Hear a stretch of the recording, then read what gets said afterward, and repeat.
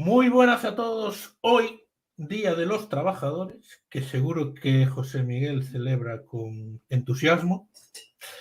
Estamos en un nuevo directo con él, en la nueva sección que hemos creado, cuyo primer invitado fue Vicente del Bosque hace 2 semanas, y que hoy nos acompaña José Miguel Villarroel, Vicente nuevo supervisor ahí en la Real Federación Española de Fútbol. Sí.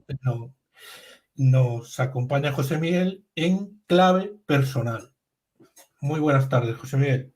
¿Qué tal, Pablo? Buenas tardes, un placer estar contigo en el Día de los Trabajadores. Bueno, hace tiempo que no lo celebro porque me parece que ahora ya son más charlotadas que verdaderamente la lucha por los derechos de los trabajadores. Entonces ya hace tiempo que lo celebro a mi manera, pero no participo de la charanga oficial. Desde casa. Sí, bueno, aparte como tengo que trabajar, porque hoy tengo teletrabajo, luego tengo que escribir unas cosas y después el partido del PSG Dortmund, así que prácticamente hace ya mucho tiempo que el día del trabajo me toca trabajar. Así que, bueno, pues, el viernes estaremos en la trinchera. Hoy es en clave personal, pero el viernes hablaremos. Pero ayer, ¿qué te pareció el partido? Una pincelada así. Pues me parece que en Madrid dejó escapar a un Bayern bastante malo. Es decir, yo que tú sabes que hago la Bundesliga y que veo todos los partidos del Bayern, fue uno de los peores, sobre todo la primera parte, a partir del minuto 15 o así. Fue uno de los peores Bayern que he visto a lo largo de los últimos meses, porque es verdad que la primera parte de la temporada el Bayern estaba muy flojo, pero luego se espabiló y en los 2 últimos partidos lo estaba jugando mejor, pero volvió otra vez a jugar mal y creo que el Madrid lo dejó escapar. Yo no digo para sentenciar la eliminatoria, ni mucho menos, pero creo que el Madrid podía haber sacado un mejor resultado y me parece que es lo de siempre. Yo estaba en Gol Televisión haciendo el partido y estaba diciendo en directo que si el Madrid hubiera puesto más velocidad, que es lo que le estaba haciendo sufrir al Bayern en Bundesliga, creo que el partido se hubiera ganado. No digo oleaje, no estoy diciendo eso, pero digo que el Madrid hubiera sacado un resultado.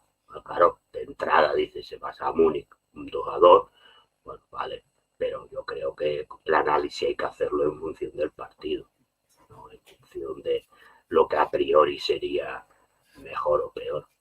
Y, hombre, el gol del Bayern, el penalti ya es una absurdidad de Lucas Vázquez, pero bueno. Pero el gol del Bayern a mí me parece, yo sintiéndolo mucho, lo dije en directo, lo voy a decir, yo te puedo decir 3, 4 porteros de la Bundesliga que se va a dar el palo, lo hubieran parado. Sí, bueno, sí, claro. Lo hablamos el viernes, en profundidad. Que toca el programa del Madrid. Hoy vamos a hablar de un señor que nació en 1966 en Barcelona. Sí. Buscando información sobre tu vida, el primer titular que me encontré fue Asier Villarroya, exmilitar y crítico porno que triunfa con virales comunistas en UITV. Me parece lo más simplista y además inexacto tampoco. Supongo que debe ser alguien que sí, son cosas de la vida de la gente. Bueno, no me molesta. Hace mucho tiempo que las críticas o las demás me traen sin cuidado y tengo que estar pendiente de lo que diga todo el mundo, pues me parece bastante simplista, ¿no? A ver, no es que mi vida sea una vida maravillosa y que tengas que destacar 1000 cosas, pero creo que si quieres hablar de mí o quieren hablar de mí, pues hay otras cosas que hablar. Claro, del porno siempre queda de una manera de que parece que seas, pues claro, porque se dice de una manera como si fuera uno un depravado, porque películas porno de estas cosas, ¿no? Entonces, bueno, tampoco te digo que me da bastante igual. Bueno, pues este señor que lleva ya 25 años en la televisión, nació en Barcelona, en una familia ya muy de izquierdas. Tu Sí, padre trabajaba en el sector siderúrgico y tu madre era modista. sí. Y mi familia, bueno, mi familia de mi padre la conocí poco porque ya mi abuelo paterno había fallecido cuando yo nací y el resto de la familia, la mayoría estaban en el pueblo, en Aragón, entonces los conocía más cuando íbamos de vacaciones. Mi familia materna sí, porque vivía aquí, es decir, mis abuelos maternos sí que los conocí, mi abuelo materno pues trabajaba de carpintero, aunque había trabajado en otras cosas, pero había sido depurado cuando la guerra civil, el franquismo, y mi abuela pues era ama de casa, no trabajaba.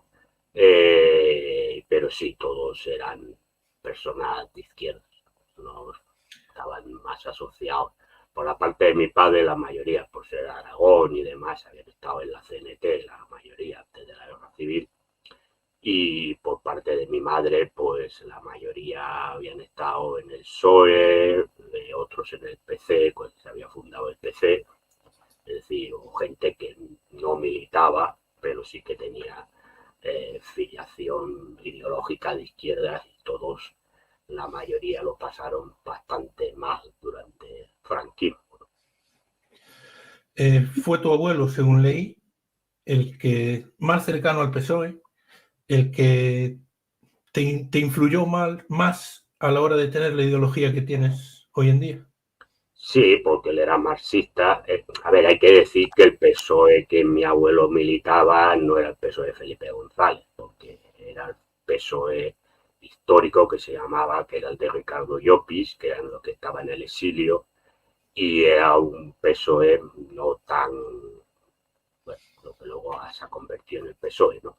Sino que era un PSOE más obrerista, más de gente de izquierdas, más de...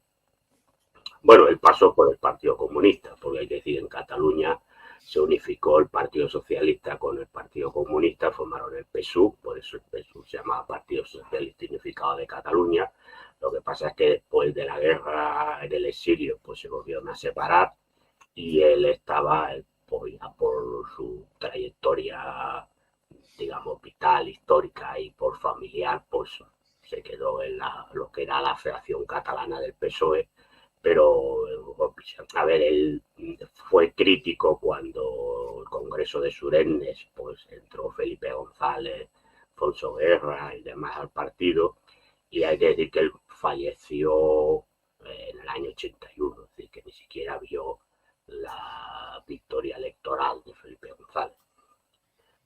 Ya no militaba, en esa época ella no militaba porque no estaba de acuerdo con la deriva, digamos, más socialdemócrata, por mucho discurso marxista que había, pero la deriva socialdemócrata que había no cuadraba comulgaba con muchas cosas de la del PSOE, de pactos que se hicieron durante la época de la transición y ya no está. Pero fue sí el que más me influyó en la ideología marxista, pues tenía muchos libros escondidos que había podido esconder en la época franquista, pues leía, por ejemplo, el Manifiesto Comunista, alguna otra obra que pudo guardar. Luego es verdad que en los años 70, pues es verdad que ya se podían conseguir más obras, pero yo todavía tengo por aquí algo. Me quedé con las obras que tenía, son obras muchas de los años 30 que se publicaron en España entonces, y es el que más me influyó en una ideología más marxista. ¿Y a qué edad empiezas a tener ya tus primeras inquietudes políticas? Bueno, yo con 15 años entré a militar en la Federación Catalana del PSOE, por tema de mi abuelo. A ver, la militancia la tuve hasta el año, pues, de las elecciones generales del 82, que sí ganó Felipe González. A ver, militaba y no militaba. Te puedo decir, a ver, te voy a decir que a mí la militancia, yo a los años 83 o así, dejé incluso de pagar las cuotas. Pero te he de decir que no me dieron nunca de baja. Yo he estado como 40 años sin pagar y me han dado de baja no hace mucho. Me enviaron una carta, supongo que por lo que les critico en televisiones y salen en redes sociales, es decir, que he sido militante del PSOE en 1000 años sin pagar la cuota, y, pero no me dieron de nunca de baja. No me convenció. A ver, estaba por temas de él se fue, yo estaba allí en hospitales, conocía gente y bueno, estaba aquí, pero tampoco, digamos, ya directamente nunca comulgué con las tesis más socialdemócratas. A ver, digamos que sí, he sido militante del PSOE, no lo voy a negar, pero no he tenido una militancia activa del PSOE. Y conozco gente, bueno, los militantes de base que son buena gente, pero no he tenido en algún momento puntual después de volver, pues a lo mejor me decían, oye, pues tal, he echado una mano en alguna cosa, pero tampoco he tenido una militancia activa en el PSOE. Después de volver de la RDA. RDA, sí.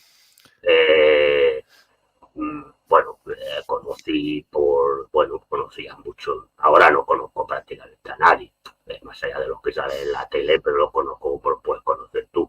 Sí que en un determinado tiempo pues conocía más gente del partido que tenían cargos públicos u otros que tenían cargos internos del partido, pero ya te digo, no he tenido una actividad excelsa en el PSOE. Pero bueno, no sé por qué me mantuvieron sin pagar la cuota 1000 años y bueno, luego me han echado, sé que me han echado ahora porque enviaron una carta. Pues yo creo que ahora que se hace todo por internet, pues bueno, enviaron una carta, supongo que debe ser un tema estatutario y medio de abajo. Me da bastante igual porque ya no estaba en el único sitio que sigo estando, y te digo que tampoco en estos momentos mi militancia es cero, es en la UGT.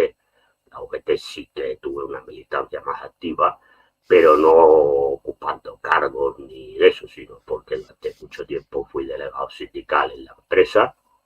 Yo, pues, como mínimo intenté pues, conseguir mejoras para los compañeros y compañeras de la empresa.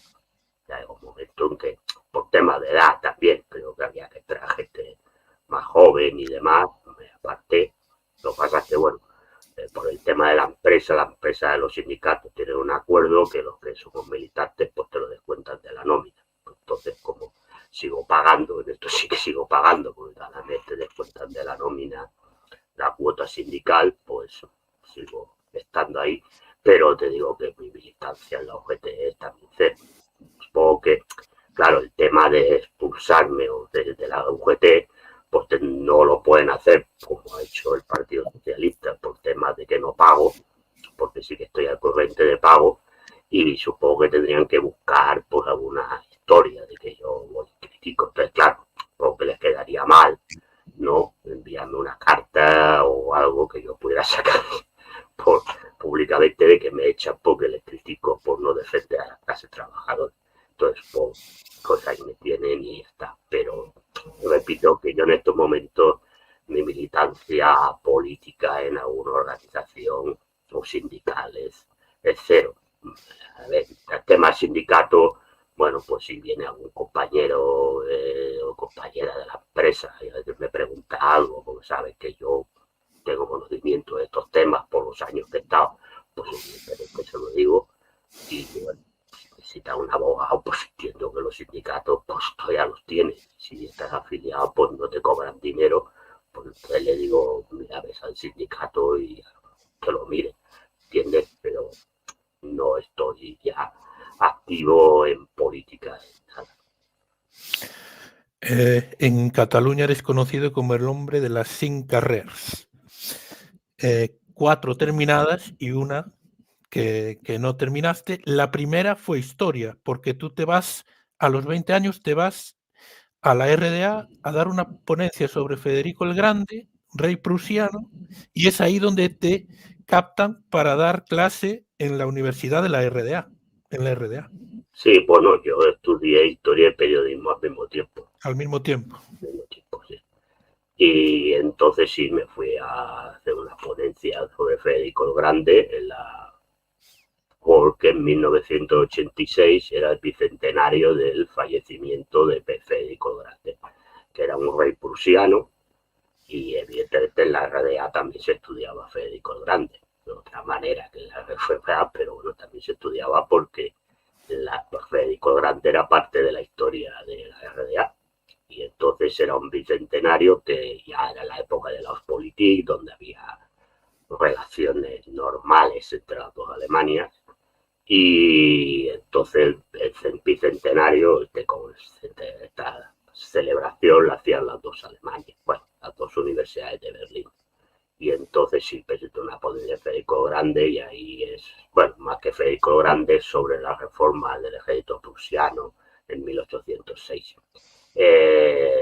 Bueno, y ahí pues sí, no me captaron, sino me dijeron que si quería, en principio era un periodo corto para investigar más sobre el tema, no tanto lo de la ponencia, sino sobre el propio ejército de la RDA. Y entonces, y a partir de ahí, pues sí, ya me quedé.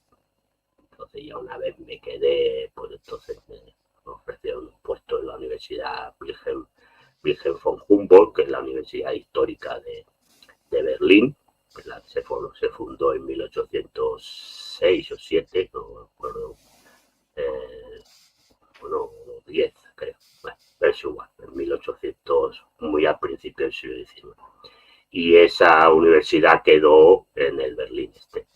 Bueno, si la gente va a Berlín, cruza desde la puerta de Brandenburgo, desde el sector del que era Berlín Occidental, a mano izquierda está la Virgen von Humboldt y la biblioteca prusiana. Y en medio del jardín, hay un jardín muy bonito, en medio del jardín está la estatua precisamente de Virgen von Humboldt, que era ministro de Educación prusiano y fue el fundador de la Universidad de Berlín, que antes era la Universidad de Berlín, y con el tiempo se le puso el nombre de su fundador. Se había llamado Universidad Virgen I, que era el Kaiser de tal, y una vez acabado la Primera Guerra Mundial se le puso el nombre de Virgen von Humboldt, y en la RDA tenía ese nombre, no se le cambió, tenía el mismo nombre. Bueno, pues este hombre que tenemos hoy con nosotros es doctorado en Historia Contemporánea por la Universidad de Barcelona y la Freie Universität de Berlín, y es licenciado en Filosofía, Teología y Ciencias de la Información. ¿Historia la terminaste en Alemania, en la RDA? Sí, bueno, la terminé, traí aquí. Y periodismo lo acabé aquí.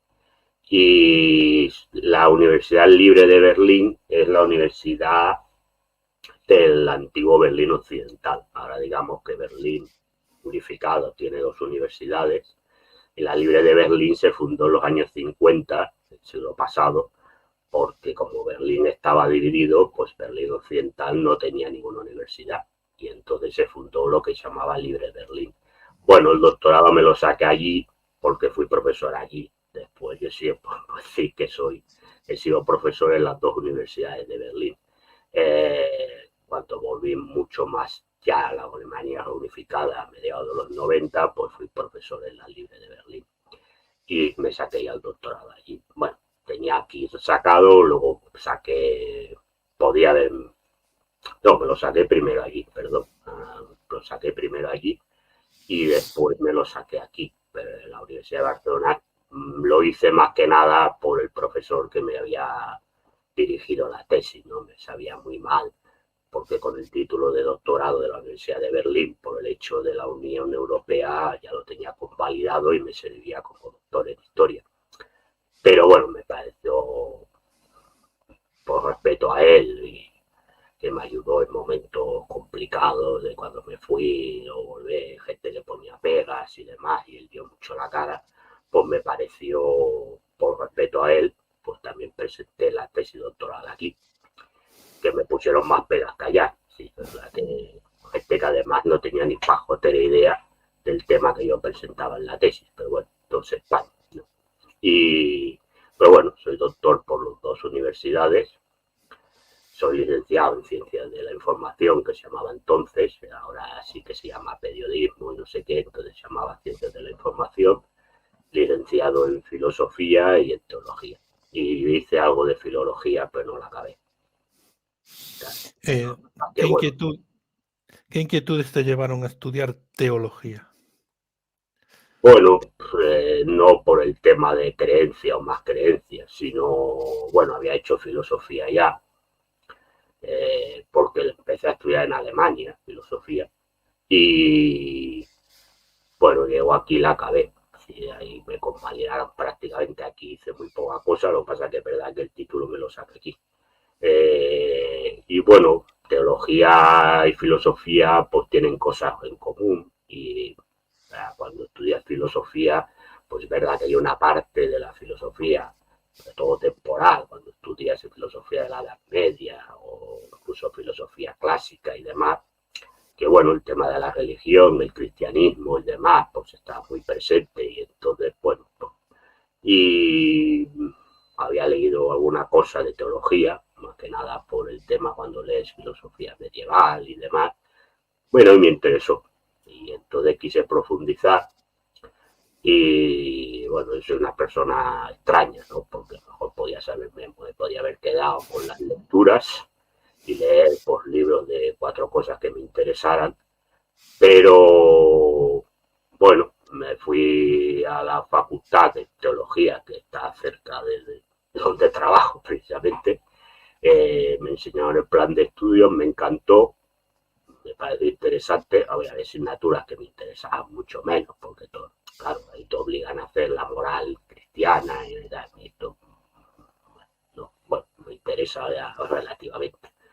Pero sí es cierto que el tema, por ejemplo, de la teología eh, eh, dogmática de la Biblia, estudio de la Biblia y demás, pues sí me interesó y me hice la carrera. Y bueno, ahí conocí a Carlos Fuentes, que es el presentador del programa al que voy, que entonces ya estaba presentando un programa en una televisión de Sabadell, que es una Canal Catalá. Y entonces yo he de decir que era el único laico, y los demás todos eran o bien personas seminaristas que estaban estudiando para ser sacerdotes, o bien personas que pertenecían a órdenes religiosas, como en este caso Carlos, que es franciscano, pero que tenían que sacarse lo que se llama el bachillerato eclesiástico para poder ordenarse de sacerdote. Y bueno, pues ahí estuve. Entonces, algunas asignaturas me interesaron más, otras menos. Repito, las de dogmática y de teología fundamental, que es más parecida a filosofía. Y las de Biblia me interesaron mucho. Disfruté con ellas, independientemente de que creas o dejes de creer en lo que dicen, pero es verdad que esos estudios y demás y me interesó. Lo pasé bien estudiando y ahí me la saqué.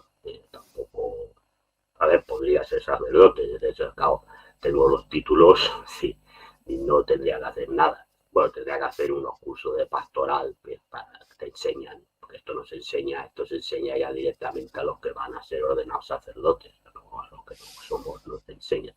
Pero más allá de esos cursos, podría ser ordenado sacerdote porque tengo más que el bachillerato eclesiástico, que es lo mínimo que se pide, porque tengo la licenciatura en teología dogmática. Pero bueno, escribía una cosa de historia de la iglesia, porque también hay una asignatura de historia de la iglesia y había una revista en la facultad de Barcelona, porque digamos que la facultad de Barcelona de teología tenía, no sé si lo sigue teniendo, porque es verdad que ahí sí que me he desconectado bastante, pero en ese momento tenía un departamento muy importante de historia de la iglesia y tenía una revista, bueno, incluso a nivel internacional, escribía gente importante y ahí sí que escribía alguna cosa de historia de la iglesia, toda iglesia medieval, moderna, pero un poco el momento en que la iglesia tenía más peso que en la época contemporánea. Pero después ya me desvinculé. Digamos que de lo que he estudiado, lo único que de lo que trabajo es de periodista, y te puedo decir que que es lo que la carrera te sirve para ver, ser periodista. Pero no me digo que sirva para nada. Pero digamos que de las otras carreras que he estudiado, no. A ver, historia sí que ahora, de otra cosa tampoco tengo mucho tiempo, pero sí que alguna vez para alguna revista de historia, incluso algunas revistas de tipo digital, pues a lo mejor si tengo tiempo, pues escribo alguna cosa. Pero digamos que de todo lo que he estudiado ahora, pues a lo que me dedico es al periodismo deportivo, que es de lo que yo empecé de periodista. Es decir, yo siempre he trabajado de periodista deportivo. Es decir, lo único que hago de política es con Carlos. Mucho más política. Bueno, una vez hacía unos vídeos que a veces los sacan como si fuera un señor de derecha, porque los vídeos eran para un programa de internet que era de cachondeo. Y entonces eran unos vídeos que se sacaban cuando empezó el tema del procés, es decir, de la independencia. Entonces ahí me sacaban como un señor muy de derecha, con el cuadro de las lanzas detrás, y entonces yo hacía un discurso de la España imperial y no sé qué. Y bueno, claro que se ve que cualquier persona que tenga un mínimo de neurona ve que es un vídeo de cachondeo, ¿no? Bueno, hay gente que se lo toma como si estuviera dando el discurso en serio. Pero lo único que he hecho, y más allá de eso, digamos que hablar de política es solamente en el programa de Carlos, ¿no? Después, mi vida periodística ha estado siempre en el mundo del deporte. Más que a veces, bueno, durante un tiempo escribí de cine, y entre el cine pues está lo del cine porno. Pero escribía de los dos cines, ¿no? Pero la gente piensa que solo escribía de porno, no, escribía en una revista para cine normal. Bueno, creo que el porno es cine también, pero bueno, para entender a la gente, para que la gente entienda. Cine convencional, porque yo soy cinéfilo, tengo muchísimas películas y me encanta el cine clásico, y bueno, pues luego también por circunstancias de que la revista tenía, bueno, no la revista, se escribía para Playboy, entonces ahí pues ponían cine porno y yo hice muchos años de cine porno. No me arrepiento de nada, ni creo que el cerebro se me haya aguado por ver películas porno. Te escuché con Ciro que tenías más de 20 películas de cine, 20.000. eh, 20, más de 20, más de 20.000, que te gustaba especialmente el cine clásico y 15.000 películas para adultos. Bueno, a ver, el cine clásico, estábamos aquí, bueno, al hecho de escribir y demás, pues nos conocíamos, teníamos un grupo de amigos que por desgracia solo quedo yo, los demás todos han fallecido. Y entonces había un par de amigos que, bueno, vivían solos, eran solteros, bueno, curiosamente todo el grupo éramos solterones, son cosas de la vida. Y estos tenían la posibilidad de tener montado, pues, como muchos aparatos, en su época VHS, después DVDs y demás, y grababan muchas cosas. Yo también grabo, ahora grabo menos, tengo menos tiempo de casa de grabar cosas, pero grabábamos en su momento muchas películas de las cadenas digitales, demás, y había uno de ellos que tenía el Canal Plus francés y grababa muchas películas francesas. eh, y el tema es que, aparte de lo que yo grababa, y lo grabábamos porque nos íbamos pasando, cuando uno grababa una cosa, le pasaba a estas personas que tenían más tiempo para grabar, pues nos íbamos grabando y teniendo más películas, más aquello a lo mejor que comprabas y demás, porque yo en un tiempo que también viajaba por el fútbol, iba pues a Francia, iba a Londres, iba a Berlín, no sé qué, y empezaba, bueno, no todo el rato estás con el fútbol, sino que tienes ratos pues, de ocio, digamos, de libres, y entonces pues siempre iba pues a buscar a lo mejor pues, películas y libros que me interesan, libros de historia. Entonces, bueno, pues estas películas, ¿qué ha pasado? Pues que la gente cuando ha ido, ya te repito, este grupo, pues gente que ha ido falleciendo, pues la familia, las películas, pues les interesaban tres pimientos, sobre todo las películas originales. Y pues he ido heredando también de muchas de estos compañeros, amigos, pues, no, de compañeros, no, amigos, que fueron falleciendo, y entonces pues he ido recogiendo entre lo que tenía yo y lo que he ido recogiendo, digamos, en herencia, digamos, cinéfila, pues sí he llegado a más de 20.000 películas. Es decir, y de las otras, pues ¿qué pasaba? Que como escribía de cine porno, las distribuidoras te enviaban las películas en DVD para que hicieras la crítica. Entonces, pues las que me interesaban me las he quedado, las que no me interesaban las devolvía a la distribuidora, y entonces pues también las tengo. Entonces ahí están. Y volviendo a la teología, ¿cuál es tu visión sobre la existencia de Dios y qué papel crees que tiene que jugar la Iglesia Católica en la sociedad? Bueno, yo que el tema de si existe Dios o no existe Dios, tampoco le hago un planteamiento, porque ¿sabes qué pasa? Yo digo en este caso, como decía San Francisco de Asís, preocúpate de las cosas que tienen solución, de las que no tienen, no te preocupes. A ver, ni los que creen pueden demostrar la existencia de Dios, ni los que no creen tampoco pueden demostrar que Dios no existe. Entonces, estos son discusiones bizantinas, cada cual porque tenga la creencia que quiera. El papel de la Iglesia, yo creo que los estados tienen que ser laicos y las iglesias tienen que estar, tienen que tener una función personal para aquellas personas que crean y que quieran ir a misa, que tienen todo el derecho a ir, punto. No tienen por qué intervenir en las políticas que tomen los estados. Los estados son otra cosa. Y cuando digo de la Iglesia Católica, por aquí en España es la mayoritaria, pero en estos momentos también tenemos otras religiones que empiezan a tener adeptos, como la musulmana, como la evangélica, etcétera, etcétera. Pues creo que en la sociedad, en lo que es las políticas y demás, tienen que tener cero papel. La religión es un tema personal de cada cual, que crea bien y el que no también, y bueno, que quiera ir a la iglesia que vaya, y que no quiera ir que no vaya, y punto. Pero no tienen por qué tener ningún papel político ni entrar en política. Y yo no digo que no expongan sus ideas.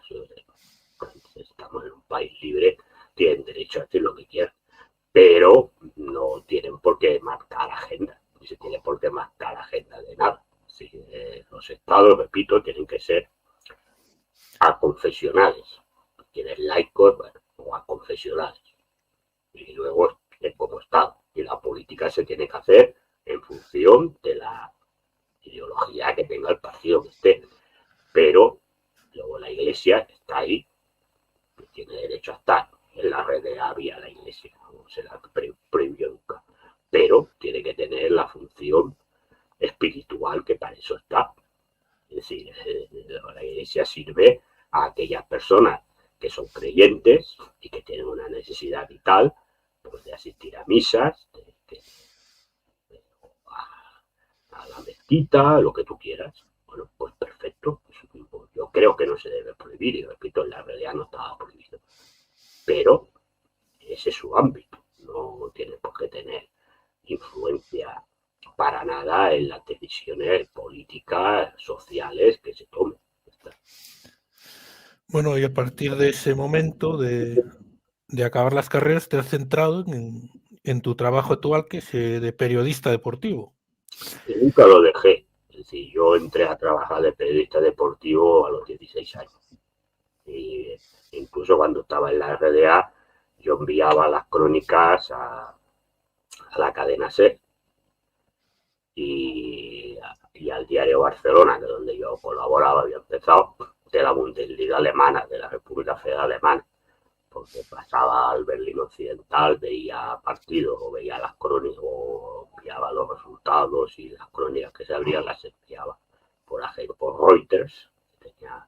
La agencia F tenía un acuerdo con Reuters, que era la agencia de noticias alemana, y entonces enviaba a través de F, enviaba por fax. En aquella época no había internet, pero yo no he dejado nunca de trabajar de periodista deportivo. Incluso cuando he estado en Alemania, incluso en algún medio colaboré.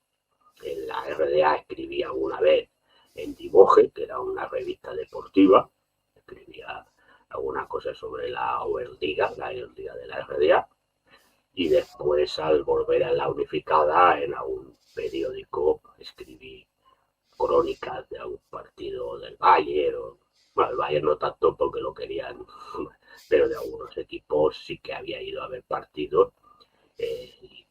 Nunca he dejado el periodismo deportivo. Siempre, incluso estando en Alemania, y enviaba cosas aquí, es decir, que yo no he dejado nunca el periodismo deportivo.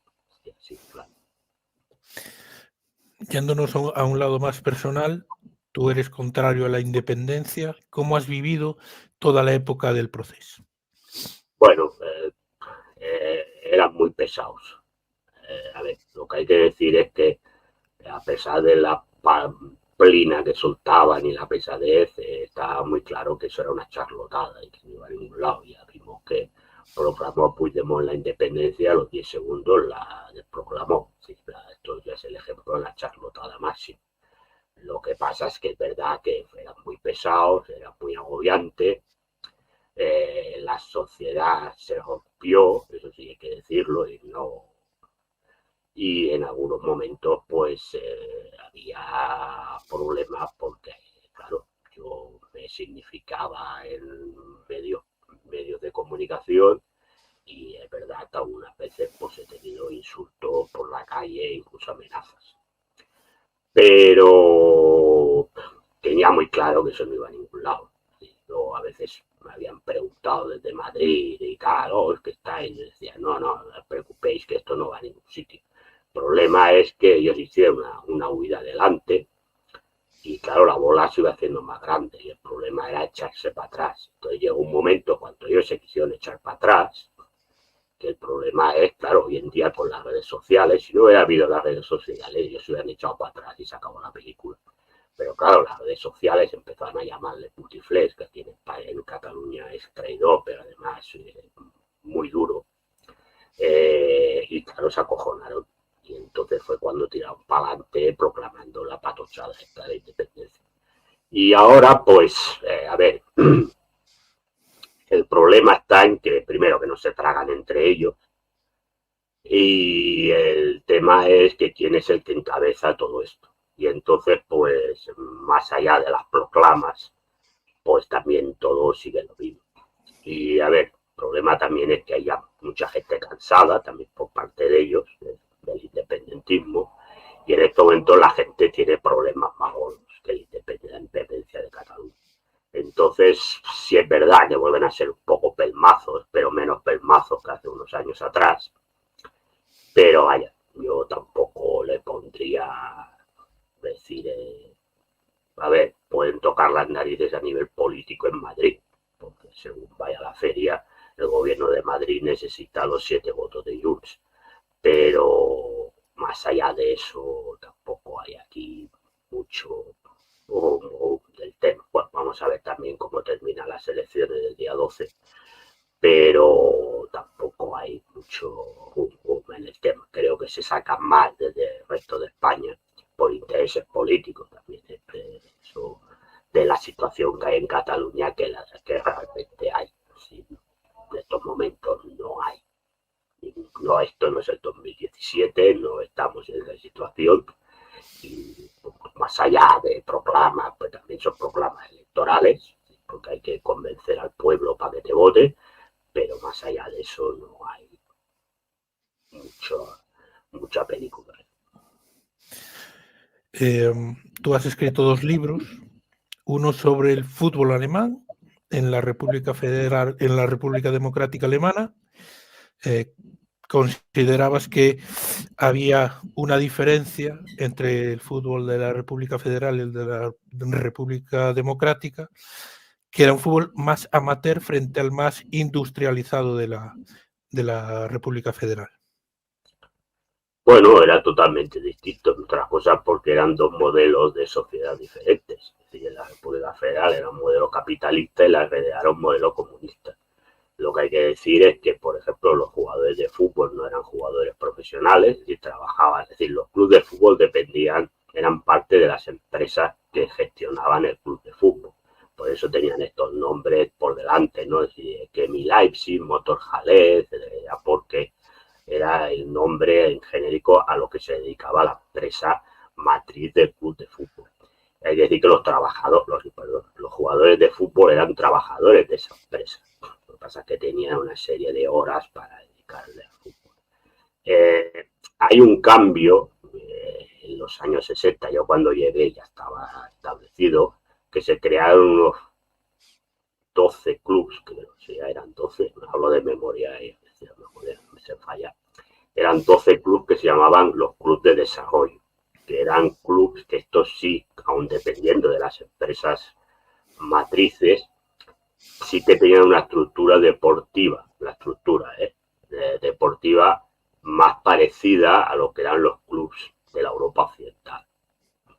Entonces sí que ahí había una dirección deportiva, los jugadores, aun siendo trabajadores de la empresa en que estaban, sí que estaban más horas dedicándole al fútbol que a su puesto de trabajo, pero también iban al puesto de trabajo, pero sí es verdad que tenían más horas, se establecieron más academias de fútbol para que la gente joven salieran más jugadores más preparados, sobre todo de cara a que estos clubes pudieran competir con garantías en las competiciones europeas y sobre todo luego la selección tuviera más peso y pudiera tener un peso para poder al menos tener un papel digno, no digo para ganar, pero al menos un papel más digno en las Eurocopas o mundiales, que entre ellos, pues ahora, para que la gente no sepa, el Unión Berlín, que es un equipo conocido, que no jugó contra el Madrid esta fase de grupos de esta Champions, era un club de desarrollo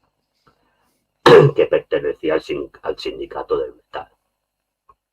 Y digamos que los jugadores evidentemente no eran profesionales. No se permitían jugadores extranjeros, los clubes alemanes, y no había traspasos, y los jugadores eran una especie de jugadores cedidos, no recuerdo, tenían otro nombre, pero bueno, para que la gente más o menos me entienda, era como si estuvieran cedidos de un equipo a otro. Y evidentemente los veían más diferentes. Y en eso, en la afición no, la gente iba mucho al fútbol, era un deporte que en la RDA la gente seguía muchísimo. Había esta revista, se llamaba Divoje, que era una revista semanal que salía los lunes y los viernes y analizaba pues la jornada de liga y aparte cuando había competición europea de los equipos de la RDA que jugaban la competición europea, y había tertulias de radio y de televisión, había programas de televisión que daban los resúmenes de los partidos y había tertulias donde se discutía de fútbol, es decir, que en las calles, pues los bares, pues como en todos los sitios la gente hablaba de la jornada de liga. La tele daba varios partidos durante los fines de semana, se daban partidos en la televisión de la Oberliga. Y claro, es verdad que del fútbol en la República Federal Alemana, pues a nivel de español, pues se han publicado muchas cosas, sobre todo incluso de equipos importantes o de jugadores importantes, pero es cierto que de la RDA no se había escrito nada, ¿no? Incluso no se había traducido nada, más allá del desarrollo del Dinamo Berlín, que era el equipo de las TAS y de estas cosas. Y bueno, me propusieron escribir, la editorial me propuso escribir un libro sobre el fútbol en las dos Alemanias. Y entonces, pues, dije que sí, y por más que nada, fundamentalmente, por la parte de la República. Es cierto que a lo mejor los inicios del fútbol en Alemania bueno, eran menos conocidos, pero realmente lo que no era conocido era el fútbol en la RDA, que era el gran desconocido. Bueno, para la gente que es de fútbol, sé que le ha interesado porque le he abierto a conocer a jugadores desconocidos y cómo funcionaba el fútbol y demás en la RDA. Y en la época de la República Federal Alemana, pues es verdad que era más conocido. Lo que pasa es que yo inicié el libro con un capítulo primero que era el origen del fútbol alemán hasta la final de la Segunda Guerra Mundial. Y ahí, pues, gente que me ha dicho, oye, ha sacado cosas que no sabíamos, ¿no? Por ejemplo, que había una liga de fútbol comunista en la época de la República de Weimar, con equipos y demás y muchos seguidores.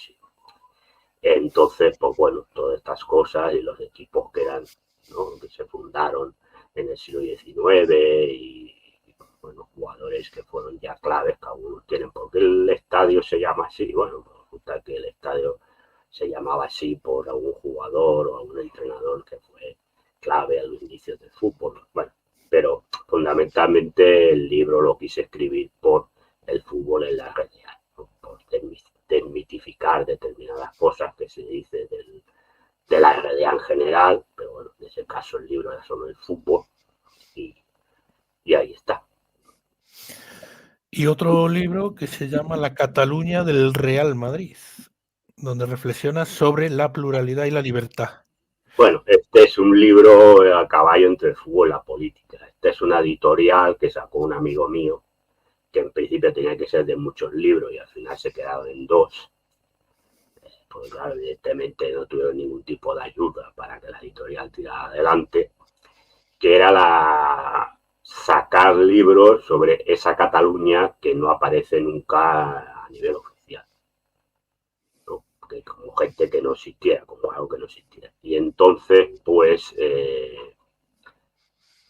uno de los libros era sobre el Real Madrid en Cataluña, o la gente del Real Madrid en Cataluña. Y entonces, pues yo creí que el título pues era La Cataluña del Real Madrid, que también existe. Y entonces es un libro, sobre todo, que hablo de la gente que somos del Madrid en Cataluña y cómo, pues, durante mucho tiempo, pues, y ahora incluso, pues, en algunos sitios de Cataluña se pasa mal siendo de Real Madrid.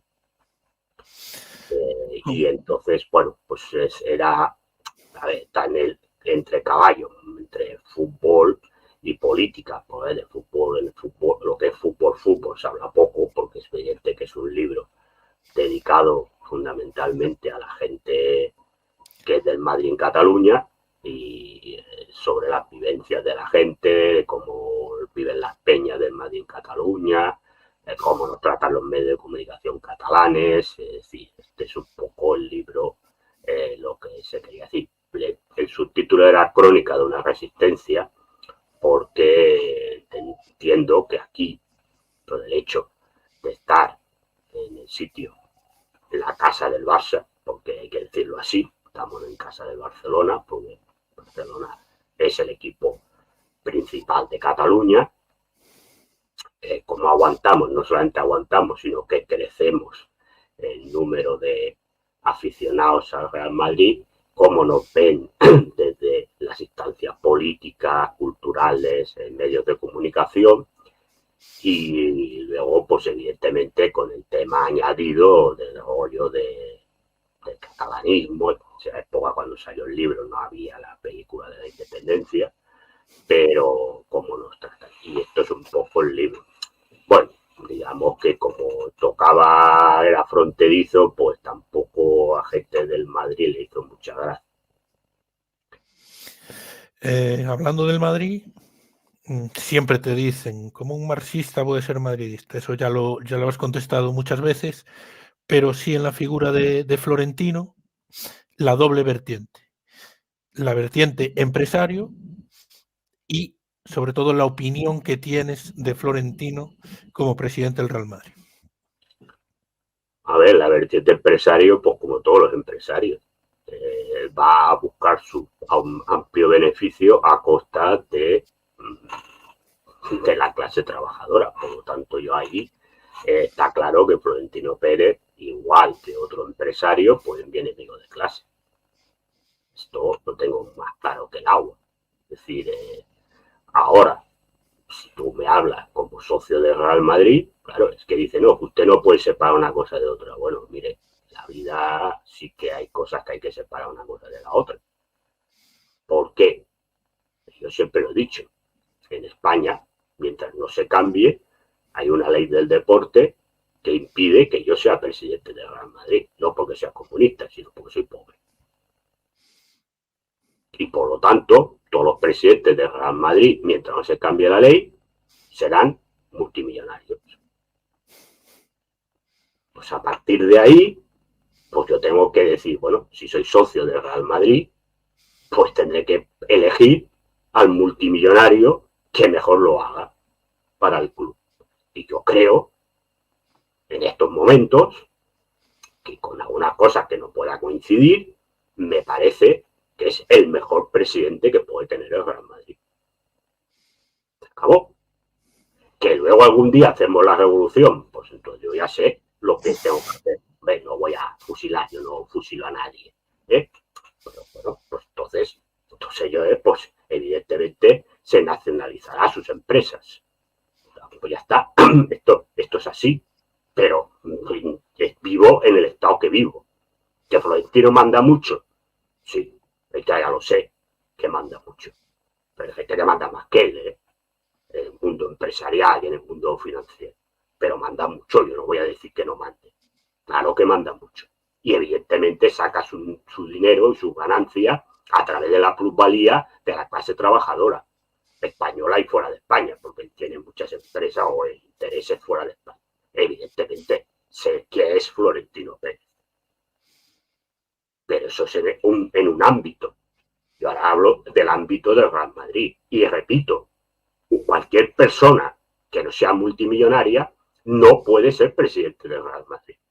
Pero no porque Florentino Pérez haya puesto unos estatutos que diga que me lo impide. No, es que la ley del deporte, cuidado, hecha por un gobierno socialista, o que se llamaba socialista, en la época de Felipe González y Juan Antonio Maraval, de ministro de Educación y Deporte, dice que las juntas directivas de los clubes de fútbol tienen que avalar el 60% del presupuesto del club, de su patrimonio personal. Bueno, el Real Madrid tiene un presupuesto de 600 y pico millones o 700 millones. ¿Vale? Entonces, que me diga alguien, de los que tanto hablan, me diga alguien quién que no sea multimillonario puede ser presidente del Real Madrid. De los que tanto hablan, que me lo expliquen con esta ley, que me lo expliquen. Pues por lo tanto, como yo ya tengo asumido que el presidente del Real Madrid, mientras no se cambie esta ley, será un multimillonario o una multimillonaria, lo que tendré que hacer como socio es mirar a aquel o aquella que mejor lo haga para el club. Y en estos momentos yo entiendo, porque hace años, entiendo que el mejor presidente que puede tener el Real Madrid en estos momentos es Florentino Pérez, con cosas que pueda estar en desacuerdo con él o con su junta. Y se acabó la película. Y si la gente no entiende eso, pues será el problema de la gente, no es el mío. No es el mío. Porque ya estoy un poco cansado de esta pregunta, de estas tonterías, y no lo digo por ti en tu caso, de estas preguntas y de estos comentarios. Porque la gente lo que tendrá que hacer, antes de hacer los comentarios, es informarse de cómo va la vida. Y soy del Madrid porque me da la gana de ser del Madrid. Porque lo soy de pequeño, porque antes de tener ideología política, he tenido ideología deportiva. Y era del Madrid. Y no por familia, porque mi familia, la mayoría son del Barça. Es decir, por ser del Madrid. Por lo tanto, soy del Madrid. Y seré del Madrid hasta el día que me toque irme al otro lado. Y se acabó la película. ¿Y que manda quien manda? Pues claro que manda quien manda. Ya está. A mí me gustaría que un trabajador pudiera ser presidente del Real Madrid. No puede serlo. Pues como no lo puede ser, pues entonces, ¿vale? Entonces, estos que hablan, pues lo que tendrían que hacer es votar a partidos que cambien la ley del deporte y que permitan que gente trabajadora pueda ser presidente de un club de fútbol. Ya está, mira qué fácil lo tienen. Y entonces cuando se pueda presentar un señor de Vallecas, pues le votaré. Pero ahora no se puede presentar. Y yo tampoco me puedo presentar. Pues entonces a partir de ahí dejemos de contar rollos de la vida. Porque además a eso también les afecta a sus clubes de los que ellos son socios o aficionados o de lo que sea. Tampoco ellos pueden ser presidentes de su club de fútbol.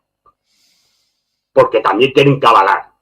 Y como no tienes dinero si eres un trabajador para poder avalar, aunque no tengas 700 millones de presupuesto, aunque tengas 50 tampoco los puedes avalar, tampoco puedes ser presidente de tu club de fútbol. Y también será un empresario. No tendrá el dinero que tiene Florentino Pérez, pero será un empresario o una empresaria.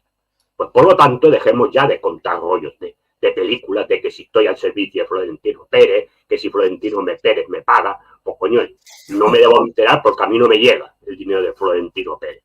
A mí me llega el dinero de mi trabajo, de los sitios donde trabajo. De eso me gano la vida. A mí Florentino Pérez no me ha dado nada de dinero. Me ha dado si le he podido pedir una entrada para un amigo, lo que sea, pero no me ha dado dinero. ¿Entiendes? Ya está, se acabó el rollo. Ya está, es que estoy ya harto. Es decir, llaman a la gente a la tele, ¿usted cómo puede ser del Madrid siendo comunista? Mire, váyase a pagar. Así de claro. Porque además no tiene ni pajotera idea. El único equipo que ha tenido un presidente comunista ha sido el Real Madrid, que era Antonio Ortega, en la época de la Guerra Civil Española. Dejemos ya de rollos patateros ya. Mira, te hacían una pregunta sobre esto, si era verdad que el único club, el Real Madrid, que tuvo un presidente comunista que no fue reconocido por Florentino Pérez. No, es que el problema es que se le borró y a mí eso es un error, yo se lo he dicho a Florentino Pérez. Cuando se pone la historia del club, durante la Guerra Civil ha continuado, continuó el club y se jugó el Madrid, jugó partidos. Y en ese momento el presidente era Antonio Ortega, que era del secretariado general del PC, pues tiene que estar ahí. Y eso se lo he criticado y lo critico. Y lo critico. Pero el Madrid ha tenido un presidente que es comunista, era comunista. ¿Está? Punto. Le guste a quien no le guste. ¿Crees que Florentino, ahora hablando solo en clave deportiva, ha igualado a Bernabéu como el mejor presidente de la historia del Real Madrid o lo ha superado incluso? Bueno, superar no lo sé, yo creo que habrá que esperar que termine Florentino Pérez su etapa y entonces pues analizarla. Hombre, yo creo que Florentino Pérez, independientemente de lo que pase cuando se retire, no sé cuándo se va a retirar, yo creo que Florentino Pérez es el presidente después de Santiago Bernabéu que ha sido clave en el Real Madrid. Es decir, hay que recordar cuando Florentino Pérez llega a la presidencia del Real Madrid, el club está en ruina. El club está en ruina. Es decir, lo que ahora es el Barcelona era el Real Madrid. Y es él, y él avala con su dinero. Un crédito de Caja Madrid. Pero el crédito se da porque él avala con su dinero. Esto hay que decirlo. Y ha hecho que el Madrid crezca. Si el Madrid ahora, que ha ganado tantas Champions y no sé qué, no se puede entender sin la política que ha hecho, y especialmente en su segunda etapa, cuando él se dejó ya del tema tanto galácticos y lo demás, y ahí está invirtiendo, y además tiene claro ahora cómo se puede luchar contra los clubes estados. No lo digo por la Superliga, lo digo por el tema de invertir, de comprar chavales jóvenes, de ir a jugadores que están a punto de acabar contrato y convencerles por la gloria, como dice Valdano, que el Madrid no paga en dinero, sino que paga en gloria del Madrid, para que vengan y jugadores que pierden dinero, pues no van a ser pobres, pero es verdad que pierden dinero por venir a jugar al Real Madrid. Entonces, yo creo que sí que es un presidente que es clave, va a ser clave en la historia del Real Madrid. Florentino Pérez va a ocupar un lugar importantísimo de la historia del Real Madrid. Que supera a Santiago Bernabéu. Bueno, vamos a ver, el título lo ha superado, pero vamos a ver cuando termine su etapa, hacer un análisis sereno, tranquilo, de lo que ha hecho, pero repito, en estos momentos, a ver, el Real Madrid actual, no se puede entender sin la figura de Florentino Pérez. Le guste a los que no sean de Florentino y a los que no sean de Florentino. Pero a ver, las cosas no se pueden obviar porque a ti no te guste un personaje. Sí, la historia del Real Madrid en estos momentos y el nivel que ha alcanzado el Real Madrid en estos momentos, deportivamente y económicamente hablando, no se entiende sin la figura de Florentino Pérez. Y Florentino Pérez pasará a la historia del Real Madrid. Si el mejor presidente o el segundo mejor presidente, esto ya se verá. Pero que va a pasar a etapas, no, ya está en la historia del Real Madrid. Pero que va a pasar y va a estar y que no se puede entender la historia del Real Madrid sin Florentino Pérez. Eso le gustará a quien le guste y a quien no le guste, pues también. también, pero eso es así, punto. Te dicen aquí, me dicen a mí que te pregunte por la RDA. Hay un vídeo grabado hace poco más de un mes en este canal con José Miguel, exclusivamente sobre la caída del muro de Berlín y la RDA, pero que le hables un poco de la RDA, de tu experiencia allí. Bueno, pues la experiencia fue una experiencia, bueno, voy a decir excelsa, porque excelso en la vida no hay nada. Como decía San Anselmo en el Proslogión, solo Dios es especial, ¿no? Bueno, a ver, yo en la RDA lo que descubrí es la construcción física de lo que yo tenía en mi ideología. Es decir, lo que yo creía que tenía que ser el Estado, la sociedad, la cultura, la educación, la sanidad, etcétera, etcétera, que tenía que ser la realidad, y yo lo tenía en la teoría, porque yo vivía en un Estado capitalista, lo encontré en la realidad. Esto es lo primero y lo principal que debo decir. Con errores que había, pues evidentemente, porque veamos, repito lo que decía San Anselmo, la perfección total solo es Dios, los demás no somos perfectos. Y por lo tanto, pues había errores, hubo errores, y había mejor cosas que se podían haber hecho de otra manera o mejorado, es igual. Pero lo principal de la RDA es que lo que seríamos que es la felicidad material, es decir, aquello que tiene que aportar el Estado a la gente, es decir, en el tema de tener una vivienda, de tener un trabajo, de tener la sanidad gratuita, la educación gratuita, etcétera, etcétera, eso estaba resuelto. Luego la felicidad poética pues ya depende de cada uno. Hablan aquí de la noticia de Óscar Puente alardeando de los 60.000 millones, entiendo, que ha invertido BlackRock. Bueno, BlackRock es uno de los fondos de inversión que están por detrás, digamos, en las élites, ¿no? Sí, esto es uno de los parte de la élite. Sí, pues estos mandan más que Florentino Pérez. Estos son, evidentemente, uno de los amos del cortijo de las élites globalistas. Y claro, es muy triste que un ministro de un gobierno que se llame de izquierda presuma que esta gente invierta en España, porque esta gente no viene a España para crear riqueza.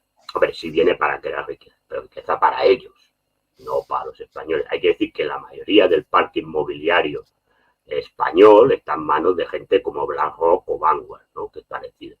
La gente está comprando, bueno, porque se la vende, muchos viviendas de protección oficial con alquileres modestos para gente que no tiene recursos y que están subiendo los alquileres para echar a la gente. Aquí en Barcelona se han quedado muchos pisos antiguos en la zona de Raval, sobre todo, que la quieren convertir en una zona cool de estas que se llama ahora, y entonces están comprando bloques enteros ya antiguos, donde vive gente muy mayor, que pagan las rentas antiguas estas de tal, y que le están pegando una subida. Si no pueden pagar, pues lo que hace, como no los pueden echar de entrada porque la gente está pagando y no les pueden tocar, lo que hacen es meten narcopisos. Es decir, que muchos narcopisos las mete este tipo de gente para crear un ambiente irrespirable para que la gente se vaya.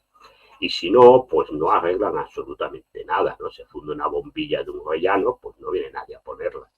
Si hay un reventón de una tubería, pues no viene nadie a arreglarla. Claro, le hacen la vida imposible para que la gente se vaya. Y al final, si las pueden echar, pues les echan con desahucios. No hace mucho, pues a una mujer de 80 y pico de años la quisieron echar, es decir, la gente lo paró. Pero esto es lo que viene. Y esto es de lo que presume el ministro de Transportes. Hombre, como mínimo hay que reconocerle que como mínimo no se esconde como los otros y da la cara, que es un gerente de los amos del cortijo.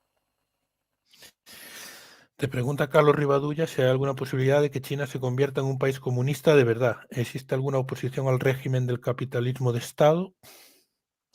Bueno, comunista fue en su tiempo con Mao Zedong. Yo creo que después ha ido dando, a ver, yo no soy muy maoísta ni muy de acuerdo con las tesis de Mao, pero sí es verdad que era más una ideología comunista, ¿no? Luego ha ido derivando. Yo sencillamente no soy de los que plantea, como algunos camaradas comunistas de que China lo es, por el hecho de que tenga la bandera roja y cante la internacional, porque yo entiendo que un país que tiene mil millonarios, es decir, el otro día salía Forbes, la lista de Forbes, y decía que China era el segundo país detrás de la India, que le había quitado el puesto a la India. Es decir, en China hay más millonarios que en Estados Unidos. Entonces yo entiendo que un país que tiene millonarios y luego tiene gente, verdad, que ha acabado con la pobreza extrema, pero que tiene gente que tiene un salario mínimo para vivir, pues no me parece un país comunista. Esta es la realidad. No sé cómo está China por dentro, no sé si hay movimientos contrarios digo desde la izquierda. Desde la derecha dicen que hay de gente que quiere liberalizar el régimen y hacer un país ya que es capitalista de Estado, porque sea capitalista a nivel político, pero no sé si hay algún movimiento interno para que cambie y sea comunista de verdad, como debe ser. No lo sé, desconozco el tema de China a nivel interno. Villarroya con Javier González. Villarroya como hoy historiador. ¿Crees que se cuenta la historia de España como realmente es, teniendo en cuenta su contexto histórico, o se cuenta con una visión negrolegendaria impuesta por los anglos? A ver, los países explican muy poco, explican mal sus historias en general. Porque al final la historia de un país pues viene marcada por tendencias y momentos y demás. Bueno, yo creo que aquí depende de los historiadores. Sí, a ver, yo ni defiendo la leyenda negra ni defiendo la leyenda rosa. El problema está cuando la historia se convierte en una sala de juicio. Vamos a ver, la historia no se juzga. La historia se aprende, se analiza y se comprende por qué pasaron las cosas. Pero no se juzga. Porque, entre otras cosas, es decir, las mentalidades de los momentos son distintas. Es decir, nosotros no podemos juzgar a unas personas de 1492, porque las reglas morales, éticas, políticas, sociales eran las antípodas de lo que es actualmente. Por lo tanto, esas personas actuaron en conformidad a lo que era la vida entonces. Entonces, tú no puedes acusar a alguien de decir, usted es un asesino. ¿Por qué? No, es que usted cometió un genocidio. A ver, el genocidio es una palabra actual. Otra cosa es también lo que cae en la leyenda rosa. Es decir, que no pasó nada, ¿no? Hay que reconocer que allí se entró a sangre y fuego en algunos sitios. Eso hay que reconocerlo. Y por lo tanto, a ver, lo que pasa es que yo no soy responsable de lo que se hiciera. Yo no tengo nada que ver. Ni yo ni los que vivimos ahora en España. Ha pasado 500 años, yo no tengo ninguna responsabilidad, ni ningún español actual tiene ninguna responsabilidad de lo que hicieran los que fueron allí en 1492, en 1510 o en 1520. No tenemos ninguna responsabilidad. Por lo tanto, eso de pedir perdón es una milonga que viene de las universidades americanas, norteamericanas, porque le conviene, entre otras cosas, dentro de la teoría woke, el indigenismo. El indigenismo de los pueblos de Latinoamérica, porque luego de los indios Sioux que le den por saco, ¿no? Eso, que mataron a ellos todos los que pudieron. Es decir, entonces yo no tengo por qué pedir perdón, esto es una charlotada. Otra cosa es que yo, si tengo que explicar la historia de España, que no la explico porque yo no soy especialista en historia de España, pero si la tengo que explicar, pues tengo que decir, evidentemente, que allí se llegó y se llegó en algunos sitios a sangre y fuego, que se quitó tierras indígenas, pero lo que no voy a decir es que eran no sé qué, no sé cuántos, porque las reglas morales de ese momento eran las que eran. Y ¿Cuáles eran las reglas morales de esa época? Que era que quien no estaba bautizado en el cristianismo era un hereje y por lo tanto estaba bien que se le matara. Porque lo decía la Iglesia Católica, que era la que mandaba entonces, porque hay que decir que las iglesias protestantes llegan más tarde. Es decir, pero que luego mantienen lo mismo, en eso no se diferencian de la Iglesia Católica. Y por lo tanto, matar a un hereje te daban una parcela del cielo. Esto es así. Le gustará a la Iglesia Católica o a las protestantes o no, pero es así. Y por lo tanto, la persona que iba allí se encontraba con un indígena o iba a un país musulmán y mataba a un musulmán, pues estaba haciendo lo correcto. Porque también los musulmanes, también en sus oraciones, en su teología, consideraban que matar a un gentil, que es una persona que no fuera musulmana, también te daba una parcela en el cielo. Bueno, pues esto era la mentalidad de ese momento. Y era lo que se llamaría ahora lo políticamente correcto. Pues por lo tanto, tú no puedes acusar a esas personas de ser no sé qué, no sé cuánto, porque esas personas actuaban en función de lo que decía lo que era lo políticamente correcto. ¿Que había gente que criticaba eso? Claro, te sacan al padre Bartolomé de las Casas. Sí. Pero claro, luego tapamos también lo que no nos conviene de Bartolomé de las Casas. Porque Bartolomé de las Casas defiende a los indígenas latinoamericanos. Pero Bartolomé de las Casas tenía esclavos negros. Y le parecía muy bien que los negros fueran esclavos, porque eran personas de segunda categoría o tercera categoría. Y además defendía que se mataran moros porque eran herejes. Por lo tanto, el señor Bartolomé de las Casas, si hacemos el juicio universal, pues también es un genocida. Entonces, este es el problema. Es decir, el problema es que no se puede juzgar a la gente con con las reglas que tenemos actuales si son del siglo XIV, siglo XV o siglo XVI, porque la mentalidad es otra. Y por lo tanto, repito, la historia no se juzga, la historia no, los historiadores no somos jueces, ni tenemos que hacer juicios de valor.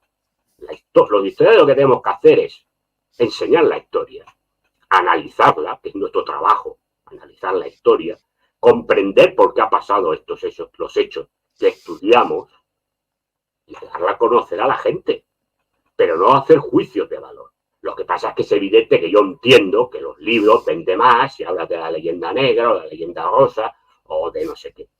Punto. Otra cosa es decir, no, es que allí fuimos y llevábamos la Biblia, Dios, no, bueno, sí, pero también llevamos otras cosas. Pero luego también hay que decir que, hombre, que una vez se llegó allí, se hizo lo que se hizo y se iba a hacer, porque lo que se hizo fue establecer el mismo sistema sociopolítico que había en España, se llevó a Latinoamérica. Pero luego allí se fundaron universidades, se fundó muchas cosas y hubo un tiempo, bastante tiempo, donde buena parte de la población de allí, no toda, pero también en España las clases desfavorecidas vivían aplastados por lo que mandaban. Claro, que allí los desfavorecidos vivían aplastados, pero en España también, porque era el antiguo régimen. Entonces también los españoles, los campesinos, los pobres, no sé qué, también estaban aplastados. Pero se crearon universidades, cosas que no hicieron otros colonizadores, que eso no mejora ni empeora nada. Pero me refiero que cuando se hace el análisis, que en este caso, por lo que pregunta la persona, pues se tiene que hacer el análisis desde este punto de vista y analizarlo todo. Y analizarlo desde el punto de vista del momento, de la época, no desde el siglo XXI. Porque entonces, evidentemente, pierde todo el mundo. Pero pierde todo el mundo. Porque las mentalidades son otras. Es decir, como cuando se dice, no, Jesús era un protocomunista. No, Jesús no era ningún protocomunista. Porque el comunismo empieza en el siglo XIX. Por lo tanto, no tiene nada que ver. Jesús decía otras cosas. Hay cosas que los comunistas podamos coincidir con lo que dice Jesús, o que lo que decía Jesús es parecido a lo que luego escribió Marx o no sé qué. Esto es otro tema. Pero Jesús no era ni comunista, ni protocomunista, ni nada de este tipo. Porque son cosas distintas y periodos de la vida diferentes. Entonces, este es el tema de lo que yo entiendo que es el problema que tiene estar con el tema este. Alejandro Pino, no sé si llegó tarde, ¿qué opinas del porno? Vamos a ver, la industria del porno tiene lo que tiene. Pues yo estoy muy desconectado. Yo hace ya más de 20 años que no sé nada del porno. No sé cómo, si hay industria. Bueno, sí que sé que hay industria, pero no sé cómo funciona. Vamos a ver, la industria del porno pues tenía sus pros y sus contras. Yo no he tenido nunca mucho contacto con la industria del porno. A mí me enviaban las películas y punto. No he conocido gente, actores, actrices, algún director, porque tenía que entrevistarlos para la revista, pero yo no he tenido ningún contacto con la industria, porque eso no quiere decir que no haya conocido casos de abusos que he denunciado, que se produjeron en la industria. En su momento los he denunciado, aquí en España. Pero también decir que muchas veces las propias personas integrantes de la industria lo denunciaban. Está. Si yo no entro ni salgo, yo entiendo que no es la maravilla del mundo trabajar en el porno, pero es que estamos en el mundo en el que estamos. Si yo lo que hacía era escribir del porno, punto. Ni he obligado a nadie a hacerlo, ni he obligado a nadie a nada. Lo digo porque cuando yo dije eso, parecieron todas estas feministas radicales, que no sé qué, y todos los palmeros del feminismo radical. Yo no he obligado a nadie a hacer nada. Yo escribía de las películas, punto. Se acabó, era mi trabajo. Y estaba tan explotado como estaba el resto. Me pagaban lo que me pagaban. No sé si mucho o poco. Ya está. No he tenido nada que ver con lo que pasara ni dejara de pasar en la industria del porno. Y repito, si he tenido constancia de algún abuso, lo he denunciado. Punto. Es decir, lo demás, sí, porque la gente hacía porno dejaba de hacer. He conocido casos de gente que me ha dicho que ha ido por necesidades de la vida, como otra gente me decía que le encantaba este mundo. Si me mentían, en un caso o en otro, no lo sé. Porque yo tampoco, la gente te pide una cosa, te puede dejar decir lo que quiera. Pero yo no entro. No voy a decir que toda la gente que estaba allí estaba porque le encantaba tener sexo y que le diera a la gente. Es verdad que la gran mayoría iban allí porque se ganaba dinero. Es decir, que hubo tiempo que se ganaba dinero trabajando. Corto periodo de tiempo, digo aquí en España, porque en otros países hay gente que, actores y actrices, ganaban mucho. Pero aquí, entonces, sé que la gran mayoría, eso sí, porque la gente te lo decía, iban porque era un dinero y no tenían otro tipo de trabajo. Yo esto no lo voy a poner, no lo he puesto nunca en cuestión. Otros, la minoría, te decían que si era verdad, que era porque les gustaba o no, yo ahí ya no lo sé. Si me mienten, yo no puedo saber si la gente me está mintiendo o no. Punto. Esta es la realidad. Yo tengo muy claro lo que es la vida. No me va a venir nadie a enseñarme lo que es la vida. Lo que he dicho, lo que dije, te vuelvo a decir aquí, es que esta comedia de que el porno solo la miraban los hombres, pues mire, fíjense a donde pican los pollos.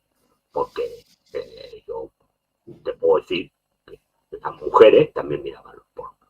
No sé si lo siguen mirando o no. Yo te estoy hablando porque no, te digo, yo estoy muy apartado del mundo del porno actualmente. Pero en la época que yo estaba, te puedo asegurar que había muchas mujeres que veían porno. Muchas. ¿No? Entonces, lo que yo digo es que no me vengan con la comedia de que el porno solamente lo vemos los hombres porque somos unos depravados de la vida de que vemos porno. Por lo tanto, y te puedo decir, y ahí seguramente mucha gente me va a dar la razón. Yo he visto escenas en el festival erótico que se hacía en Barcelona, previamente se hacía en hospitales durante mucho tiempo, a 10 minutos de mi casa, cuando salían los actores porno hacer masculinos, por ahí había más problemas para los guardias de seguridad con las mujeres que con los hombres. Más problemas. Y eso no lo digo yo porque soy un machista acabado, no. Eso invito, si gente de aquella época, los años 90 o principios de los 2000, que se hacía el festival erótico y han ido, que me digan si estoy mintiendo o no.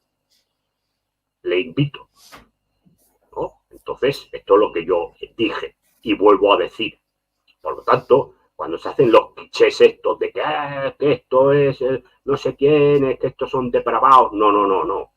Porque, y cuidado, no critico, ¿eh? La mujer tiene el mismo derecho a ver el porno y hacer lo que le dé la gana, igual que hacemos los hombres. Yo no pongo aquí en cuestión ni estoy diciendo que la mujer sea una depravada, no. La mujer tiene el mismo derecho de ver el porno, si quiere. ¿Verdad? Igual. Yo lo que estoy criticando es el discurso. Discurso que se interesa y tiene su interés político. Esto es lo que yo estoy criticando. Que lo que la mujer quiere ver una película porno, haga lo que quiera.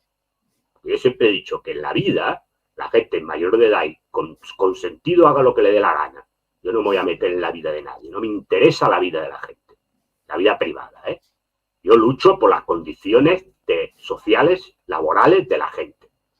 La vida privada de cada uno, claro, si esto sea un pederastra o un violador, esto es otro tema. Pero, si lo hace con personas mayores de edad y con sentido, haga lo que le dé la gana. Yo no voy a entrar ahí. Por lo tanto, quieren ver porno, que la vean. Las mujeres tienen el mismo derecho, repito, el mismo derecho que los hombres a ver porno. Irse al festival erótico y ver lo que quieran ver.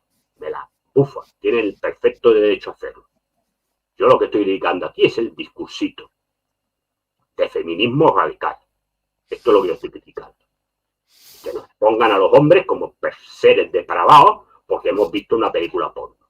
Se acabó la película. Se acabó el rollo. Eso ya paso. Yo tengo 60 años y no estoy para aguantar tonterías de nadie. Y como no las aguanto yo, las tonterías de nadie, pues digo, porque además, a mí, lo que no me va a negar nadie es lo que estos ojos han visto en mi vida. Y como estos ojos han visto lo que han visto, a mí no me lo va a negar nadie. Y a mí me la bufa ser políticamente correcto o no. Es más, normalmente he sido políticamente incorrecto. Porque ser comunista y luchar por los derechos de la gente es ser políticamente incorrecto. Y por lo tanto soy también políticamente incorrecto en estos discursos de un feminismo radical que además creo, y lo digo desde el punto de vista de fuera, me parece que no hacen ningún bien a las mujeres. Al contrario. Por lo tanto, se acabó la película. Y ya está. Esto es lo que dije en una entrevista que me hicieron y te lo vuelvo a decir a ti. Y lo diré todas las veces que quiera. Yo puedo decir, porque lo he visto así, que muchas mujeres veían porno, con todo su derecho, que lo tienen. Y hacían lo que hacían en el festival erótico, con todo su derecho de hacerlo. No lo he criticado, ni lo he puesto nunca en crítica, porque no lo critiqué en su momento, tampoco lo critico ahora. Lo que digo es que a mí no me vengan con el cuento de que los hombres somos unos depravados, porque miramos el porno, en cambio las mujeres no. No, si mirar porno es ser depravado, pues tan depravados los hombres como las mujeres, como los gays. Así de claro. Y si no, pues nadie es depravado. Punto. Se acabó. Esto es lo que yo digo. A partir de ahí, pues cada uno puede pensar de mí lo que le dé la real gana. En este tema. Porque me la bufa. Así de claro. Se acabó. Bueno, pide otra persona un mano a mano con Coto. Ya buscaremos el momento. Hay que decir que no solo discrepan en temas como el conflicto palestino-israelí, como la guerra entre Rusia y Ucrania, como las élites, que están muy de acuerdo en lo que dice. Otra cosa que José Miguel no quiere hablar de Frente Obrero, pues si hablan de él no quiere contestarle, como ya dijo aquí un día. Y te preguntan por el partido de hoy, del PSG Borussia. Bueno, yo creo que está 50-50. A ver, si me preguntas por la eliminatoria en general, creo que el PSG es favorito. Ahora, entre otras cosas porque juega el partido de vuelta en casa. Ahora, dependerá de los resultados que saque esta noche. Yo creo que esta noche el PSG puede tener momentos en que lo pase mal, por tal como aprieta el público. Es decir, el público del Dortmund aprieta muchísimo más que el público del Bayern, apretando mucho el público del Bayern, aprieta mucho más. Creo que el Dortmund tiene jugadores que le pueden hacer daño en algún momento al PSG y dependerá del resultado, evidentemente, que saque. Yo a priori, por el nivel que han mostrado los dos equipos. De verdad que tampoco el PSG que te va a tirar grandes cohetes esta temporada, pero le veo más equipo que temporadas anteriores, veo más como equipo que otras anteriores, y la vuelta en casa sí saca un resultado que perdiera, pero pierde por la mínima. Yo creo que a nivel general de la eliminatoria es algo favorito el PSG, pero digo algo, pongamos un 48% el Dortmund y un 52% el PSG. ¿Qué opinas de la soberanía de Gibraltar? Pues aquí yo soy también políticamente incorrecto. Gibraltar es británico. Sí, de claro. Si se le concedió por el Tratado de Utrecht. Mientras no se revienta el Tratado de Utrecht, pues Gibraltar es británico. Y hay dos maneras de revertirlo. O bien por la vía diplomática, que te lo quieran devolver, o bien por una guerra que lo conquistes. Y a partir de ahí, pero mientras no se haga nada, pues Gibraltar es británico. Punto. Nos dicen si nos podrías hablar del 1 de mayo en la RDA, pero Bueno, claro. porque aquí hoy estuvo la manifestación de Madrid, como cada año, menos es nada, pero la conciencia de clase está por los suelos. Bueno, allí era un día especial, ¿no? Era un día clave, es decir, era totalmente efectivo todo el día y se hacía una gran manifestación en la Unter den Linden, en la zona y en las zonas aledañas de la Unter den Linden y la Karl Marx Allee, que era la avenida más amplia, y allí pues se desfilaba y es evidente que era un día festivo totalmente, y evidentemente se recordaba, se solía invitar a mucha gente de otros países, no solamente del bloque comunista, sino de gente de países que tenían partidos comunistas importantes, y era un día de celebración y evidentemente un día de celebrar lo que es realmente la consecución de derechos laborales y sociales para la clase trabajadora. Bueno, va en la misma dirección. No hay conciencia de clase y parece imposible cambiar esa tendencia. ¿Qué se puede hacer? Te pregunto. Pues la cosa está complicada. La cosa está complicada. Pues intentar crear la conciencia de clase, que es complicado, pero intentar crear la conciencia de clase. Te preguntan tu opinión sobre Perón, Juan Domingo Perón. Pues era un señor que sus referentes eran Franco y Mussolini. Esto ya está dicho todo. No conozco a la perfección la historia de Argentina, pero bueno, yo creo que era una persona que, bueno, tenía este discurso de defender a los pobres, tampoco que ayuda a los pobres, no voy a decir que no ayuda a los pobres, pero al final la riqueza para los ricos. Lo pasa es, supongo que también llegó un momento en que debía molestar a los que estaban mandando por ahí y le dio el golpe de Estado. Pero no soy partidario. Y además el peronismo en Argentina es como un cajón desastre, no cabe todo el mundo, porque puede haber gente de la ultra izquierda hasta la ultra derecha. Bueno, las últimas tres preguntas que hay que cerrar. ¿Qué te parece la reconversión que hubo en su día a sociedades anónimas de los clubes que fueron robados a sus socios? Bueno, ya lo he dicho, la ley del deporte, ¿no? El deporte fue eso. Claro, el deporte fue, es decir, claro, en el momento en que los clubes se tenían que autofinanciar por ellos mismos, entonces tenía que entrar inversión privada. Evidentemente, la persona que invierte no invierte por amor al club, invierte para sacar algún beneficio. Y eso, evidentemente, ha llevado a que los clubes sean propiedad de los empresarios. Pero vaya, los clubes que no son sociedades anónimas tampoco son de los socios, porque al final lo que pintamos los socios es entre poco y nada, como la película. Tampoco vayamos a pensar que los socios del Madrid o del Barcelona o de los Osasuna o del Athletic Club de Bilbao, hombre, igual los de los Osasuna, que es un club pequeño y tal, pues a lo mejor sí que tienen más poder, pero los de Barcelona y del Madrid. Bueno, ahora dicen que gracias a la inversión de BlackRock España se parece a Venezuela. Ahora pregunto, en Venezuela no he visto información parecida de BlackRock en Venezuela. Es una izquierda travesti, no sé si el término es el apropiado. Bueno, lo que dice Oscar Puente era que los de derecha dicen que España es como Venezuela. Y entonces, que claro, si viene BlackRock a invertir es porque no es Venezuela, con lo cual da a entender que en Venezuela sí que hay una izquierda real y que por lo tanto BlackRock no invierte allí porque no va a poder hacer los negocios que hace aquí, con lo cual es que cada vez que si analizas cada vez lo que dice Oscar Puente cada vez es más ridículo. Bueno, a ver, vamos a decir, Venezuela tampoco es un país comunista y la izquierda bolivariana no es comunista, tiene cosas marxistas y otras cosas que son propias de Venezuela o de Latinoamérica, pero no es una sociedad comunista. Si en Venezuela hay millonarios, hay gente que tiene dinero y hay gente que lo está pasando muy mal. Mucha parte también provocado por el embargo que le pasa como a Cuba. Pero no es una. Y además, nunca ni Hugo Chávez ni Maduro se han declarado comunistas. La cosa es que creo que Hugo Chávez sí que tenía más tendencia al como mínimo a una izquierda marxista que lo que tiene Maduro, pero es cierto que no se han declarado nunca comunistas. Entonces decir que Venezuela comunista no. Cuba sí, porque Cuba sí que se ha declarado, gobierna el Partido Comunista, se ha declarado comunista siempre.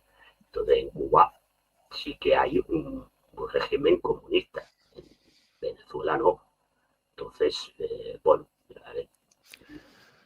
la situación de Venezuela está evidentemente motivada por el embargo.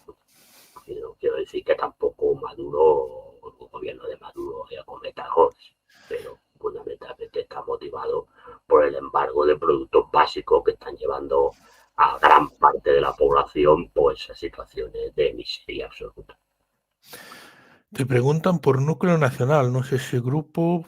Es un grupo que ha salido nuevo que recuerda al Batallón Azov de Ucrania. Bueno, ya te diciendo del Batallón Azov de Ucrania por lo que son. Mucho más. No he seguido mucho más. Vi por un compañero que los puso en Twitter lo que decían, pero yo no sigo nada, pero entiendo que por las vestimentas y que consideraban que su reflejo era el Batallón Azov de Ucrania, que son gente que eran unos nazis, pues supongo que deben serlo, ¿no? No es porque yo se lo llame, es que si tú te pones al lado de alguien que es un nazi, que es tu referente, pues supongo que lo debe ser. Bueno, había otra pregunta sobre si consideras que Cintor es un periodista lacayo o no. ¿Tienes muy buena relación con él? Te acaba de entrevistar hace muy poco. No creo. No considero ningún lacayo. Yo creo que es un periodista, precisamente lo han echado de varios sitios por no ser lacayo. Otra cosa es que cosas que comparto con él y otras que no. Pero bueno, pero ahí está la riqueza. Pero a una persona que la han echado de varias cadenas de televisión por como mínimo intentar defender cosas que nos van en la corriente que defiende todo el mundo y por intentar llevar a los programas de televisión a gente de diversa ideología y a gente incluso que en algunas cadenas no la llevan, no me parece que sea un lacayo de nada. Otras cosas que él no es comunista, él tiene que cosas que yo defiendo, pues él no defiende, y yo entiendo que, bueno, una ideología de izquierda, pero más una izquierda reformista, de reformas a nivel democráticas y de profundización democrática, que yo creo que eso no sirve para nada y es una ventana pasada, pero no le considero en absoluto. Si yo considerara un lacayo del régimen, primero no creo que me hubiera entrevistado él ya de entrada, y después entiendo que, a ver, el tono de las entrevistas que me hace serían muy distintas si fuera una persona que está al servicio del régimen, ¿no? Y de defender las cosas del régimen. Entonces, pues entiendo que no lo considero un lacayo, repito. Las pruebas están en que lo han echado de 3 cadenas de televisión. Entonces, si te echan, no que tú te vas, si te echan, pues entonces no es que defiendas mucho al régimen ni los que mandan de verdad estén muy contentos contigo. Eso está claro. Bueno, pues después de hacer un repaso a tu trayectoria personal, como siempre las preguntas tienen un poco que ver normalmente con la temática que tratamos. Pues un abrazo, José Miguel. Nos vemos el viernes sabes en que doble sesión. La gente aprovecha para... Sí. Tiene ganas de preguntar cosas, pues aprovecha que puede preguntar aquí, que les dejamos preguntar y entonces pregunta su interés. Bueno, pues el viernes profundizaremos en el Real Madrid y ya luego supongo que no sé si vas a preguntar por el que me iba pero no me he ido. Habrá que hablar de eso porque es la actualidad y de otros temas. Un fuerte abrazo. Un fuerte abrazo y que termines de pasar un feliz día del trabajador a ti y a todos los Igualmente. que nos han estado Un abrazo viendo. a todos. Y suscríbanse. Suscríbanse. Abrazo. Un abrazo. Hasta luego. Un abrazo. Chao. Chao, Pablo.